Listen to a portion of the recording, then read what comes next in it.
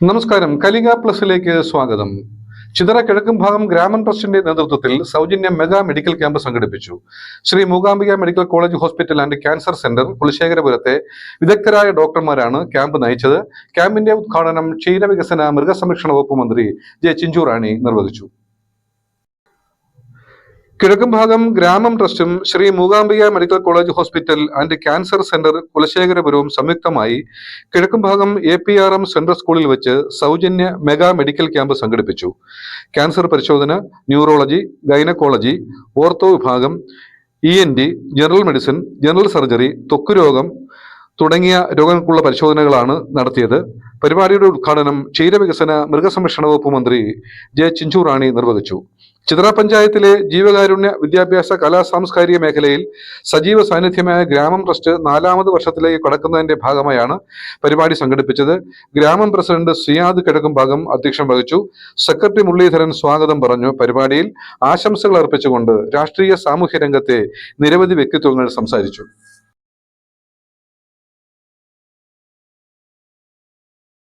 ഈ 4 വർഷത്തിനുള്ളിൽ നമ്മുടെ ചിതറ പഞ്ചായത്തിന്റെ വിവിധ മേഖലകളിൽ ഒട്ടേറെ ജീവകാരുണ്യ പ്രവർത്തനങ്ങൾ, കലാ സാംസ്കാരിക പ്രവർത്തനങ്ങൾ, വിദ്യാഭ്യാസ മേഖലയിൽ തുടങ്ങി വിവിധ മേഖലയിൽ ഒട്ടേറെ പ്രവർത്തനങ്ങൾ നടത്തിക്കൊണ്ടിരിക്കുന്ന ഏറ്റവും പ്രധാനപ്പെട്ട ഒരു സംഘടന.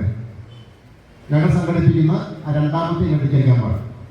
1ാമത്തെ മെഡിക്കൽ ക്യാമ്പ് നമ്മുടെ കണ്ണുമായി ബന്ധപ്പെട്ടിട്ട് നമ്മുടെ അരവിന്ദ് ആശുപത്രിയുമായി ബന്ധപ്പെട്ട് നമ്മൾ മെഡിക്കൽ ക്യാമ്പ് 1ാമതായി നടത്തിയിരുന്നു. അതോടൊപ്പം തന്നെ നിരവധി സാംസ്കാരിക പ്രവർത്തനങ്ങൾ, വിദ്യാഭ്യാസ മേഖലയിൽ പിന്നോക്കം നിൽക്കുന്ന ആളുകൾക്കുള്ള സഹായങ്ങൾ, അവരെ ആദരിക്കൽ ചടങ്ങുകൾ, ഒട്ടേറെ പ്രവർത്തനങ്ങൾ നടത്തിക്കൊണ്ടിരിക്കുന്നു. അതോടൊപ്പം തന്നെ ഈ കാലഘട്ടത്തിൽ നമ്മൾ ചെയ്യുന്ന ഏറ്റവും പ്രധാനപ്പെട്ട ജീവകാരുണ്യ പ്രവർത്തനം എന്ന് പറയുന്നത് നമ്മുടെ സമൂഹത്തിൽ ഏറ്റവും പിന്നോക്കം നിൽക്കുന്ന സാധാരണക്കാരായ ആളുകൾ. അവർക്ക് കിടപ്പ് രോഗികളാണെങ്കിൽ അവർക്ക് മെഡിക്കൽ ബെഡ്, അതോടൊപ്പം തന്നെ എയർ ബെഡ്, വാക്കർ, അതോടൊപ്പം തന്നെ വീൽ ചെയർ തുടങ്ങിയിട്ടുള്ള സാധനങ്ങൾ സൗജന്യമായി അവരുടെ വീട്ടിൽ എത്തിച്ചു കൊടുക്കുകയും അവിടെ ആവശ്യം കഴിഞ്ഞ ശേഷം നമ്മൾ തിരിച്ചു വാങ്ങുകയാണ് ചെയ്യുന്നത്. മാത്രമല്ല, ഒരു മാസത്തിൽ ഒരു പാവപ്പെട്ട രോഗിക്ക് സഹായം നൽകുന്ന സംവിധാനം, ഒരു മാസത്തിൽ ഒരു ആളിന് സഹായം കൊടുക്കാനുള്ള സംവിധാനം കൂടി നമ്മുടെ ട്രസ്റ്റ് നടപ്പിലാക്കും. അത് ഏറ്റവും പ്രധാനപ്പെട്ടത് ഈ കാര്യങ്ങൾ ഒന്നും തന്നെ നമ്മൾ പുറത്തുനിന്ന് ഒരാളുടെയും സഹായങ്ങൾ വാങ്ങാതെ ഈ ട്രസ്റ്റിൽ അംഗങ്ങളായിട്ടുള്ള 35 ആളുകൾ അടങ്ങുന്നതാണ് ഈ ട്രസ്റ്റ്. ഈ 35 ആളുകളുടെയും ഓരോ മാസവും ഒരു നിശ്ചിത തുക എടുത്താണ് ഇതിന്റെ എല്ലാ പ്രവർത്തനങ്ങളും, അതോടൊപ്പം തന്നെ ഏറ്റവും പാവപ്പെട്ട രോഗികൾക്കുള്ള സഹായം ഉൾപ്പെടെയുള്ള കാര്യങ്ങൾ നമ്മൾ ചെയ്തുകൊണ്ടിരിക്കുന്നത്. പഞ്ചായത്തിലെ ജീവകാരുണ്യ പ്രവർത്തനവുമായി ബന്ധപ്പെട്ട് നമ്മുടെ സാംസ്കാരിക മേഖലകളിലൊക്കെ തന്നെ ഒരു സജീവ സാന്നിധ്യമായി ഇന്ന് നിലനിൽക്കുക. കഴിഞ്ഞ 4 വർഷമായി അവരുടെ പ്രവർത്തനം നമ്മുടെ ഈ മേഖല കേന്ദ്രീകരിച്ചുകൊണ്ട് വ്യത്യസ്തങ്ങളായിട്ടുള്ള പരിപാടികൾ സംഘടിപ്പിച്ചുകൊണ്ട് ഇന്ന് മുന്നേറുകയാണ്. കഴിഞ്ഞ പ്രാവശ്യം അവർ അരവിന്ദ് കണ്ണാശുപത്രിയുമായി ബന്ധപ്പെട്ടുകൊണ്ടുള്ള മെഡിക്കൽ ക്യാമ്പുകൾ സംഘടിപ്പിക്കുകയും നിരവധി ആൾക്കാരെ, നമുക്കറിയാം കണ്ണിന് പ്രശ്നമുള്ളവരെയൊക്കെ തന്നെ അത്യാവശ്യം അരവിന്ദ് ആശുപത്രിയിൽ പോകേണ്ടുന്നവർക്കും ഓപ്പറേഷൻ നടത്തുന്ന ആൾക്കാരെയും ഒക്കെ കൊണ്ടുപോകാനും ഒക്കെ സാധിച്ചു എന്നുള്ളതാണ് കേൾക്കുവാൻ സാധിച്ചത്. അപ്പോൾ അതൊക്കെ നമുക്കറിയാം. ഇവിടെ മാത്രമല്ല, നമ്മുടെ സമൂഹത്തിൽ പലയിടവും നമ്മുടെ സാംസ്കാരിക സംഘടനകൾ ഇത്തരത്തിലുള്ള കാരുണ്യപരമായിട്ടുള്ള പ്രവർത്തനങ്ങളും നമ്മുടെ രോഗികളായിട്ടുള്ള ആൾക്കാരെ സഹായിക്കുക എന്നുള്ള ഉത്തരവാദിത്വം ഏറ്റെടുത്തുകൊണ്ട് മുന്നോട്ട് പോകുന്നത് നമുക്ക് പലപ്പോഴും കാണാം. നിരന്തരം സംഘടിപ്പിക്കുവാനും സാധാരണക്കാരെ നമുക്കറിയാം ഇത്തരത്തിലുള്ള രോഗങ്ങളിൽ നിന്ന് അവരെ സംരക്ഷിക്കുവാനുമുള്ള പ്രവർത്തനങ്ങളിലേക്ക് നമ്മുടെ ഇതുപോലുള്ള ഈ സാംസ്കാരിക ക്ലബ്ബ് എത്തിച്ചേർന്നതിൽ എനിക്ക് വളരെയധികം സന്തോഷമുണ്ട്. നേരത്തെ അവർ എന്നെ വിളിച്ചിരുന്നു എന്ന് എനിക്ക് അറിഞ്ഞുകൂടാ. പക്ഷെ ആദ്യമായിട്ടായാലും ഇത്തരത്തിലുള്ളൊരു പരിപാടി, ഇവിടുത്തെ ഒരു പരിപാടി ഞാൻ ഒഴിവാക്കാറില്ല. പക്ഷെ ഇങ്ങനെ ഒരു പരിപാടി ഉണ്ട് എന്ന് പറഞ്ഞപ്പോൾ എനിക്ക് സമ്മേളനങ്ങളാണ്, എങ്കിലും പാരിപ്പള്ളിയിൽ എത്തിച്ചേരണം, എങ്കിലും രാവിലെ തന്നെ ഞാനിവിടെ എത്താമെന്നുള്ള ഉറപ്പ് കൊടുത്തതിൻ്റെ അടിസ്ഥാനത്തിലാണ് കൃത്യമായ നിലയിൽ ഈ പരിപാടിയിൽ പങ്കെടുക്കുവാനും ഇതിൽ പങ്കെടുക്കുവാൻ വേണ്ടി വന്ന ആൾക്കാരെയൊക്കെ ഒരു കാണുവാനും ഒക്കെയുള്ള ഒരവസരം എനിക്കിന്ന് കിട്ടിയത്. തീർച്ചയായിട്ടും ഇന്ന് ഇവിടെ നമ്മുടെ APRM സെൻട്രൽ സ്കൂളിൽ വെച്ചാണ് ഇന്ന് നമ്മുടെ പരിപാടി നടക്കുന്നത്. മൂകാംബിക മെഡിക്കൽ കോളേജ് ഹോസ്പിറ്റൽ, അതോടൊപ്പം തന്നെ ക്യാൻസർ സെൻ്ററും ഗ്രാമം ട്രസ്റ്റും സംയുക്തമായിട്ടാണ് ഇത്തരത്തിലുള്ളൊരു ക്യാമ്പ് സംഘടിപ്പിക്കുവാൻ മുൻകൈ എടുത്തത്. ഞാൻ ഇവരെ ഈ അവസരത്തിൽ അഭിനന്ദിച്ചുകൊണ്ട് ഔപചാരികമായി ഈ മെഡിക്കൽ ക്യാമ്പ് ഉദ്ഘാടനം ചെയ്തതായി പറഞ്ഞുകൊണ്ട് ഞാൻ നിർത്തുന്നു. നന്ദി, നമസ്കാരം. സഹജീവികൾക്ക് സഹായകമാവുക, അവർക്ക് സാന്ത്വനമാകുക, നിരാശ്രയർക്ക് ആശ്രയമാകുക, ജീവകാരുണ്യ പ്രവർത്തനങ്ങൾ നടത്തുക എന്നതാണ് ഗ്രാമ ട്രസ്റ്റിന്റെ ലക്ഷ്യം. നിരവധി വ്യത്യസ്ത മേഖലകളിൽ പ്രവർത്തിക്കുന്ന, അത് ബിസിനസ് ആയാലും മറ്റ് സർക്കാർ ഓഫീസുകളിലായാലും പ്രവാസ ജീവിതം നയിക്കുന്നവരും അങ്ങനെ 35 എക്സിക്യൂട്ടീവ് അംഗങ്ങൾ ഉൾപ്പെടുന്ന ഒരു കൂട്ടായ്മയാണ് ഗ്രാമ ട്രസ്റ്റ്. കഴിഞ്ഞ തവണ നമ്മൾ നേത്രപരിശോധന ക്യാമ്പ് നടത്തുകയുണ്ടായി. ഏകദേശം 600ഓളം ആൾക്കാർ അതിൽ പങ്കെടുക്കുകയും ഒരു 53 പേരോളം ആൾക്കാർക്ക് ഓപ്പറേഷൻ വേണ്ടി വന്നതിനാൽ അവരെ നമ്മൾ തിരുനെൽവേലി ഹോസ്പിറ്റലിൽ കൊണ്ടുപോയി ഓപ്പറേഷൻ നടത്തി അവരെ തിരിച്ച് വീടുകളിൽ എത്തിക്കുകയും ചെയ്തു. ആ അവസരത്തിൽ പലരും ഇനി ഉടനെ ഉണ്ടാകുമോ, അപ്പോൾ അടുത്ത വർഷം നമ്മൾ ഉടനെ നടത്തുന്നതാണെന്ന് പറയുകയുണ്ടായി.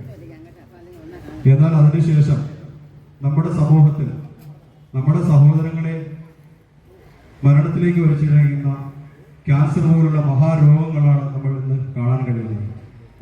നിരവധി ആൾക്കാർക്ക് ഇപ്പോൾ ക്യാൻസർ പോലുള്ള മഹാരോഗങ്ങൾ ബാധിതരാണ്. അപ്പോൾ അതുകൊണ്ട് നമ്മുടെ ട്രസ്റ്റ് ആലോചിച്ചു, നമുക്ക് ക്യാൻസർ പരിശോധന പോലുള്ള മഹാരോഗങ്ങൾക്ക് പരിഹാരം കാണുന്ന ഒരു മെഡിക്കൽ ക്യാമ്പ് സംഘടിപ്പിച്ചാലോ എന്ന് ആലോചിക്കുകയും അങ്ങനെ അത് ഇന്നിവിടെ നടപ്പാവുകയുമാണ്. ഞാൻ ദീർഘമായി സംസാരിക്കുന്നില്ല. മന്ത്രിക്ക് മറ്റേ സ്ഥലത്ത് 9 തന്നെ പോകണമെന്ന് നേരത്തെ അറിയിച്ചിരുന്നതാണ്.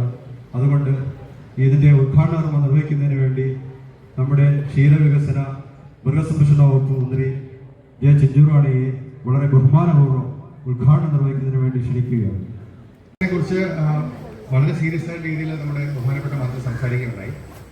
അതിനെക്കുറിച്ച് അതിൻ്റെ കുറച്ച് ഗംഭീരത കുറച്ചുകൂടെ നിങ്ങൾ മനസ്സിലാക്കേണ്ട രീതിയിൽ ഞാൻ കുറച്ച് കാര്യങ്ങൾ പറയാം. ഒരു വർഷം ഇന്ത്യയിൽ കേരളത്തിൽ 50,000 പേർക്കാണ് ക്യാൻസർ ഡയഗ്നോസ് ചെയ്യപ്പെടുന്നത്.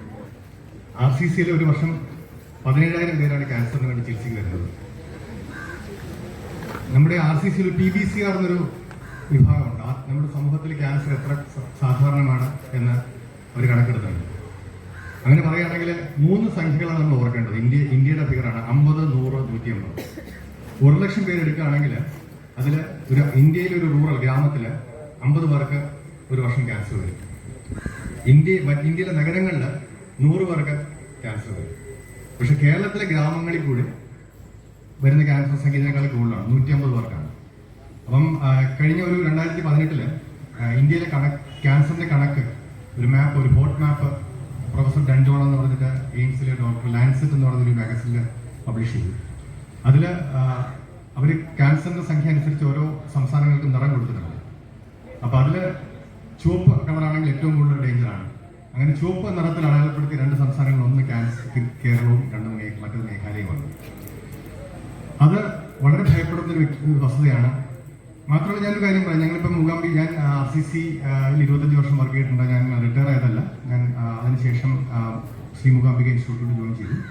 അപ്പോൾ അവിടെ ചെന്നോടൻ തന്നെ നമ്മൾ ചെയ്തൊരു കാര്യം, ഈ ക്യാൻസർ നേരത്തെ കണ്ടുപിടിക്കുന്നതിനുള്ളൊരു മൂവ്മെൻറ്റ് നമ്മൾ നടത്തി ഒക്ടോബറിൽ. ആ മൂവ്മെൻറ്റ് നടത്തിയപ്പോഴത്തേക്കും ഞങ്ങളൊരു 10,000 പേര് പരിശോധിച്ചു. അതിൽ കുറച്ച് ക്യാൻസറുകൾ കിട്ടി. മാത്രമല്ല ഏറ്റവും അത്ഭുതം എന്ന് പറഞ്ഞാൽ ആ മൂകാംബിക ആശുപത്രിയിൽ വർക്ക് ചെയ്തുകൊണ്ടിരുന്ന ഒരു ഡോക്ടറെ ഞങ്ങൾ കണ്ടുപിടിച്ചു ക്യാൻസർ എന്ന് പറയുന്നത്. ആൻഡ് വളരെ ഫേമസ് ആയ ഡോക്ടറായിരുന്നു. ആൻഡ് ഒരു 50 വയസ്സുണ്ട്. അപ്പം ഞാൻ പറഞ്ഞിട്ട് മാമോഗ്രാം എടുത്തു നോക്കി. അപ്പം ആ ഡോക്ടർക്ക് ക്യാൻസർ നേരത്തെ ഒന്ന് കണ്ടുപിടിച്ചു, ചികിത്സിച്ചു, മാറി തിരിച്ചെത്തി. ഇവിടെ പറഞ്ഞു അനുഭവം നമ്മെ ബോധ്യപ്പെടുത്തുന്നത് നമുക്കോ വന്നു പുതിയ തലമുറയ്ക്ക് അത്തരത്തിലൊന്നും വരാതിരിക്കാൻ വേണ്ടുന്ന കരുതൽ.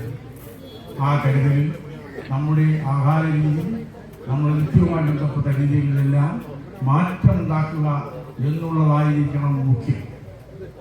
ആ പ്രവർത്തനത്തിൽ വളരെയേറെ പങ്കുവഹിക്കുന്ന ഒരു പഞ്ചായത്താണ് ചിത്രാർത്ഥന. എല്ലാ കൊല്ലവും ലക്ഷക്കണക്കിന് രൂപയാണ് ആ ഇനത്തിലേക്ക് വേണ്ടി മാറ്റിവെക്കും. പച്ചക്കറിയുടെ കാര്യത്തിൽ സ്വയം പര്യാപ്തം കൈവരിക്കാൻ വേണ്ടി ഒരു കൊല്ലം ഒരു വാർഡിൽ 10 പേർക്ക് 10 ചട്ടി, 100 ചട്ടി മൺചട്ടി ബാധിച്ച് നിരോധിച്ചപ്പോൾ മൺചട്ടി അതിന് 4 കൊല്ലക്കാലമായി കൊടുത്തു. ഒരു വാർഡിൽ എത്ര കിട്ടിയെന്നറിയാം? പഞ്ചായത്ത് ലാഭമാണ്. പക്ഷെ അതിലെല്ലാം മിക്ക വീട്ടിലും വെച്ചിരുന്നത് റോസാപ്പൂവും, ചെമ്പരത്തിപ്പൂവും, പിച്ചിപ്പൂവും ഒക്കെയാണ്. മലക്കറിയല്ല നട്ടിരിക്കുന്നു. ആ തിരുത്തലാണ് ഇത്തരം കാര്യങ്ങൾക്ക് ആവശ്യം. ഇവിടെ